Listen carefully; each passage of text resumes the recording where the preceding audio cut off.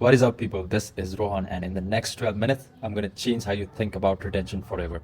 And I'm not exaggerating this. I know every email guy out there, every YouTube guy out there will say this to you, but I run email and SMS for ecom brands for a living. And what I'm actually about to walk you through is the exact playbook that turned one of my clients' SMS channel from basically doing nothing into pulling one of every $5 their Klaviyo account was making. If you don't know what that is, let's just say it's a very significant amount. If you run a Shopify store, you're doing anywhere from 50K to 500K a month, and you've got an email agency that has been doing, let's say, fine for the last year, right? This is the video you've been waiting for and didn't know about. So pay attention, because most of the e-com owners that I talk to on a daily basis can tell me their customer acquisition cost down to their very dollar, their ROAS from yesterday, their meta CPM this week, right?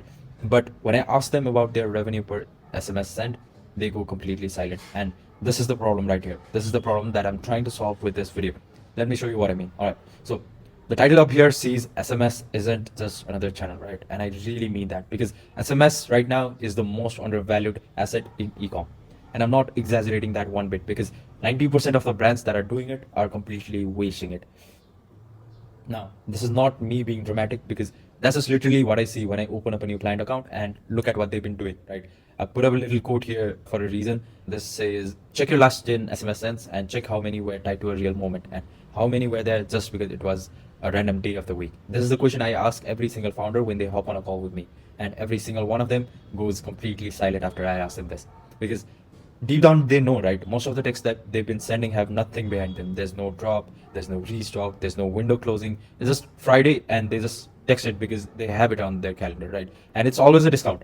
They are always trying to manufacture some kind of urgency that isn't actually there. Now, over here on the right, I've got something that is very important: the pattern across every winning brand. These are some of the brands that you see on a daily basis, and they have completely cracked the retention game because they figured it out already. Everyone else is just blasting discount codes into a dying list. Pause this video and just go and sign up to Jones Road SMS list, right? You'll see that it's not some kind of spam machine. It's not some kind of discount cannon. They text like a friend who happens to work at that brand, right? Same goes for Teleharvest, same goes for Verb, same thing for Olipop, right? These are brands customer actually love, and it's not a coincidence. Now, most of the D2C stores that I see that are doing SMS right now are way behind these brands that I just talked about, right? And they wonder why their unsub rates keep climbing, and that is the gap. That is the gap that I'm trying to close in this video right here. So let's actually talk about why SMS is different, because if you don't get this part, the rest of the video won't make any sense to you. So I've broken it down into 4 things, right? 4 things SMS does that nothing else in your stack can do. First one is the inbox intimacy. Same thread as their mom, their partner, their doctor. No other marketing channel gets the same kind of proximity. This changes everything about how the message should feel, right? What I want you to do is pull out your phone right now and scroll through your text, right? You can see that it contains your group chat, maybe your doctor, maybe your delivery guy, right? That is the kind of proximity. That is the kind of inbox your customer is letting you into when they hand over their phone number at the checkout, right? Once you understand that, you can't go back to treating SMS the same way as you treat every other channel, every other marketing channel. Let's just say, for example, email, right? A phone number is like a permission slip, and it's a completely different game on its own, right? Now that you've understood this, let's go to the second one. Speed email cannot touch. 81% of text opened within 5 minutes, and emails just sit there in the promotion folder until Saturday when they finally scroll through, right? What I mean by this is emails, they don't have the same kind of reach when it comes to comparing it with SMS. 5 minutes for SMS and 90 minutes for email. That's the average time people take to open an SMS versus an email, right? And honestly, most emails won't get opened ever. They just sit there, they get deleted, or when they actually open the email, their size that they wanted is already gone if they are looking for some kind of specific size and specific color of a product. Now, SMS is the only channel that is fast enough to hit the moment, and there's no comparison to it. The third one is the automation gap. Now, this one genuinely blew my mind when I started running these numbers across my clients. 74 cents per automated SMS send, 15 cent per broadcast campaigns, and I'm talking about emails right here. That's just roughly 5 times the return on the same list. Yet most brands still spend 90% of their energy on campaigns or broadcasts, right? 5 times. Same audience, same brand, same product. The difference is just whether the text was triggered by behavior or settled by a calendar. All their energy on this broadcast side. They're picking the lower revenue option without even knowing it. They're literally leaving money on the floor every single week. So Now that you've understood this, let's go to the fourth one, the attention math, right?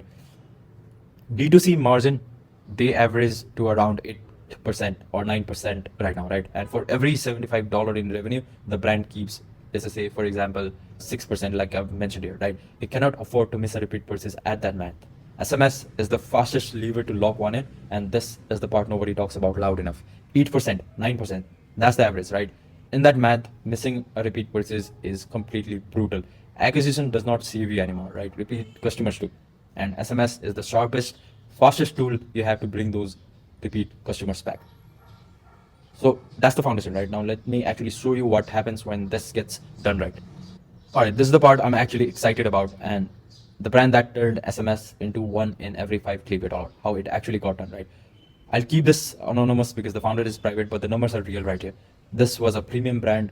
They have a very loyal customer, right? It's a founder-led kind of brand, and the kind of brand where people don't buy from a discount. They actually buy because they have trust in their brand, or they have trust in that particular brand. It was high ticket too, so no impulse buys, only considered purchases. And yes, where they were before we actually started with them, right? Before we actually onboarded them. They were a premium D2C brand. They had email and SMS going on, which was taking up a minimal share of total revenue, and the SMS was technically on, right? And they had 6 cents, almost like every one of them were discounts and mostly on weekends. The founder said this to me on our very first call. I don't want SMS to cheapen the brand. And honestly, I think that is a very fair concern. Like, it's not paranoid in any way. That is a very accurate thing to actually worry about. If you run SMS the way most brands do, it's actually cheapening the brand. This is the same anxiety holding most premium brands back, and it's a legit concern if SMS is run the way most brands are running it. The fear is real right here, but it's not the channel that cheapens the brand. You have to understand that. It's how the channel gets used. So we made her a deal. We gave her 60 days, right? If anything we send feels off brand, we just kill it. And then we got to work.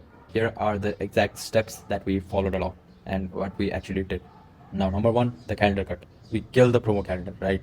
7 out of the 10 previous sends that we checked on this brand were actually Friday blasts, and there was no real reason behind sending those out. There was no real moment, just the calendar that mentioned it, right? And that habit is the single most expensive mistake in e-commerce SMS.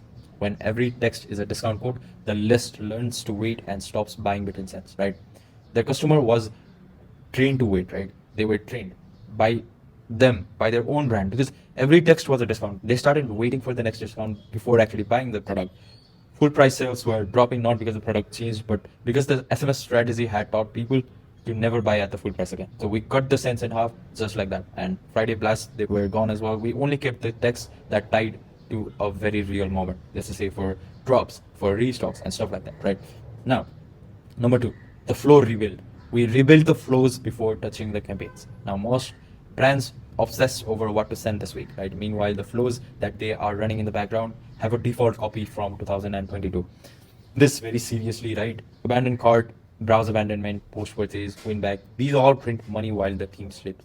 Every flow, every text rewritten, short, plain, specific, nothing any customer would screenshot and make fun of, right? This is the part where most brands have it completely backward, because everyone obsesses over the campaign calendar, right? And they obsess over what they have on their calendar on next Friday, let's say, and what they have for their Black Friday. Meanwhile, their abandoned cart flow is running on default copy from 3 years ago.